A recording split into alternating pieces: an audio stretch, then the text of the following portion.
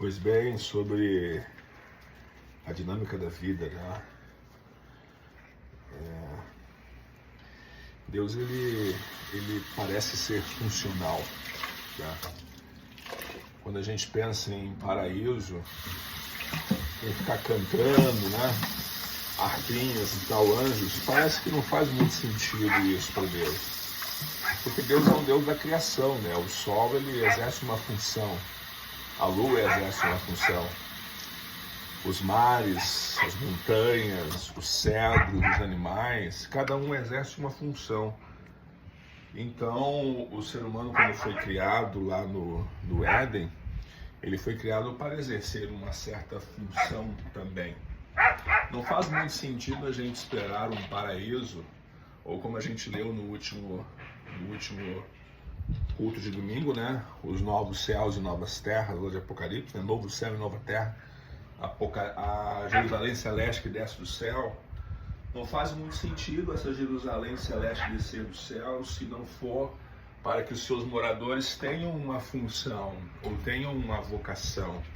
Porque lá no paraíso já tinha sido assim, né? Se a gente abrir Gênesis lá, o homem tinha função, né? A função do homem era cultivar o jardim, né? Lê lá no começo da história que tu vai ver. Então parece que esse paraíso que a gente espera, né? Em Cristo perdoados os pecados, ele é meio que uma forma da gente continuar trabalhando, continuar exercendo a vocação, cuidando de alguma coisa. O que é, né? Vai ser aqui na Terra, né? Ou vai ser em um outro lugar? Vai ser em um novo planeta? Né? Onde vai ser? E talvez esse tempo que Deus esteja, de certa forma, demorando para acontecer esse processo, talvez ele se dê pelo aperfeiçoamento da raça humana. Né? E aí que está a grande questão do Cristo, né? O que Cristo faz, né? Cristo vem e perdoa a raça humana. Talvez ao aplicar lá no Éden, deixa eu dizer uma coisa bem grandão, assim, um comentário bem grandão. Lá no Éden, Deus criou o ser humano para trabalhar e tal, criou ele perfeito, né? Mas existia uma porta aberta para a maldade humana, né? Para o egoísmo.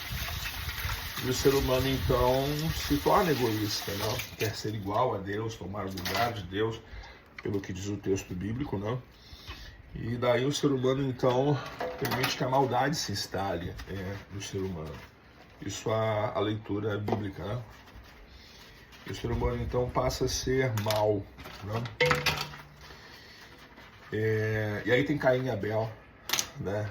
O assassínio, né? Um matar o outro por um motivo fútil, pela pura inveja. E talvez a partir daí Deus esteja deixando a raça humana, ou esse bicho que ele criou, chamado ser humano, talvez Deus esteja deixando esse ser humano evoluir do ponto de vista da bondade.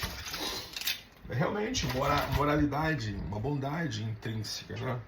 Porque como é que você vai dar a eternidade para o Munra, por exemplo, né? Um ser que quer o mal dos outros? Como é que você vai dar a eternidade para alguém que queira destruir os outros, né? Como é que você vai dar tanto poder para alguém que não tenha limites para usar esse poder? Né? Então você precisa limitar esse ser.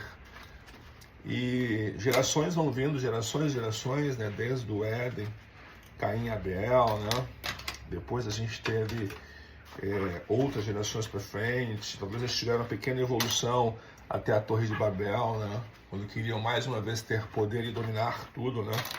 Então esse sentimento de dominação, você não pode ter um ser que tenha muito poder, e talvez o maior poder de todos seja o tempo, né? Porque se você tem uma vida eterna, você tem tempo, né? Você não vai morrer, você pode fazer as coisas, desenvolver. Se você demorar 1 bilhão de anos para desenvolver alguma força, alguma habilidade, alguma tecnologia, você tem esse 1 bilhão de anos para desenvolver. Por que você vai dar eternidade para alguém que não seja altruísta, por exemplo? Aí você tem exemplos, né, do Superman, né? Superman, o Batman e tal. Outros heróis que traduzem isso, né? Você não fazer tendo poder para fazer. Você não matar tendo poder para fazer. E talvez Cristo tenha sido esse maior herói, né? Esse maior exemplo de que é possível. E aí a gente deixando um pouco de lado essa questão da divindade de Cristo, né?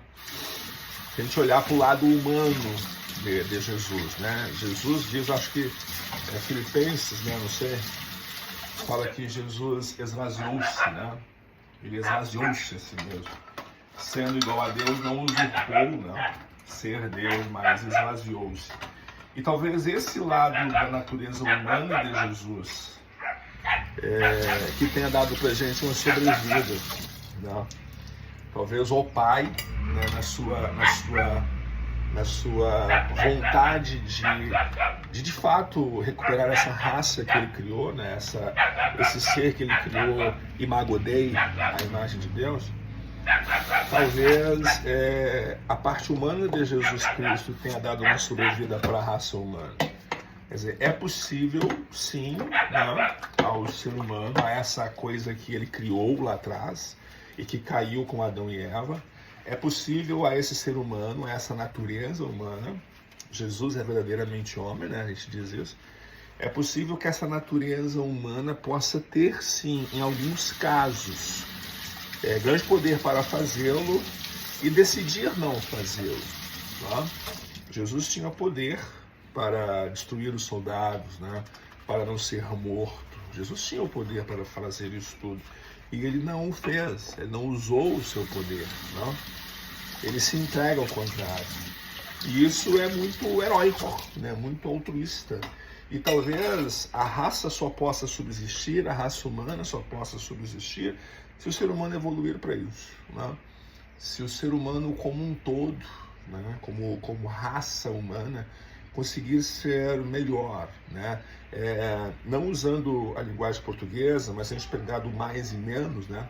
O ser humano ser mais bom do que ruim, né? Mais do ponto de vista de quantidade de bondade, né?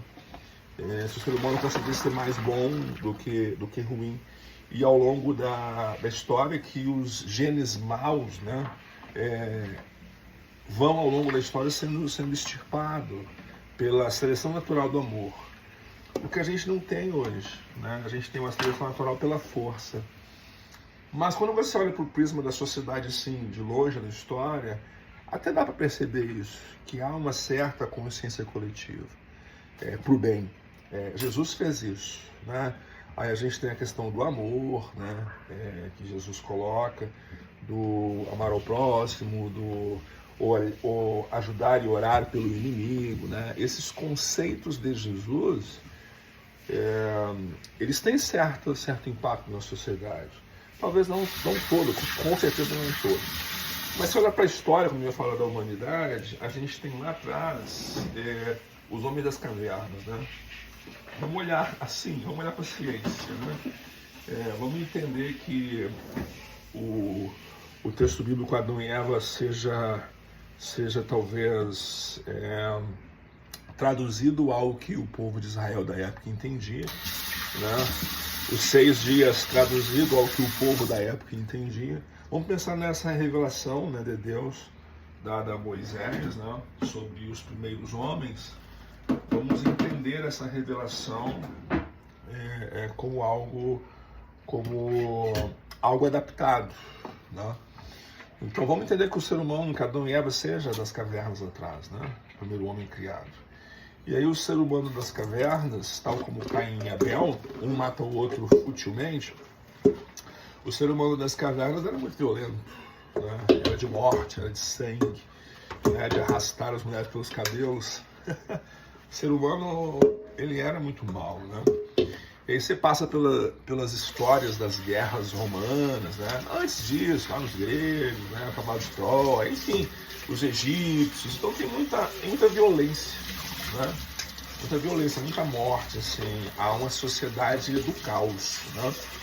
E avança a Idade Média, continua no caos, né? A gente tem lá situações horrorosas, né? A gente tem até dentro da igreja isso, né? Para quem lembra da Inquisição aí, né? Atrocidades que a igreja fez, né? Para torturar pessoas, para matar pessoas em nome de Deus, né? E o ser humano foi evoluindo, a gente está um pouco mais evoluído do ponto de vista disso hoje. Ainda existe muita maldade, crueldade, porque esse gênio está aí no ser humano. Mas existe também um pouco mais de bondade, né? de tolerância, né? De amor existe. Né? Isso são conceitos de Cristo. Então eu talvez, né, não tenho nenhum embasamento teórico disso, são só as vozes na minha cabeça. Talvez os novos céus e as novas terras, eles venham quando exista algum ser humano para estar lá. Né? Será que tem algum ser humano que hoje poderia estar lá? Né? Nós somos lavados e tal, somos nova criatura. Paulo fala que ele já é nova criatura, né? Então não sei assim, né? Carne, ressurreição. Não, ele vai ressurgir, vamos todos ressuscitar nesse dia, blá blá blá. Tem uma série de coisas confusas no texto bíblico, né? Talvez porque não era o foco do inspirador, né?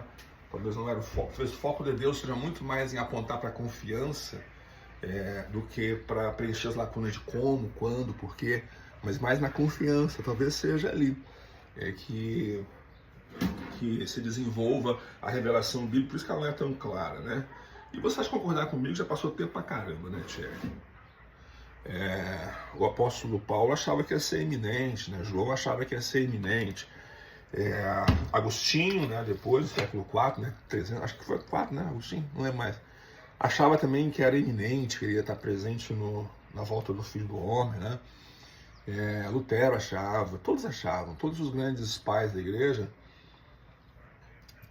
tinham essa urgência, né, de que o Apocalipse está chegando, que o Filho está chegando, e já passaram-se mais de 2000 anos, né? Eu acho que ele virá quando é que vem, né? E ele deve vir, como vou dizer de novo, repetir para você, eu não vejo, para mim tem que ser por uma função. Né? Você tem que estar na eternidade por uma função. E à medida em que a gente avança no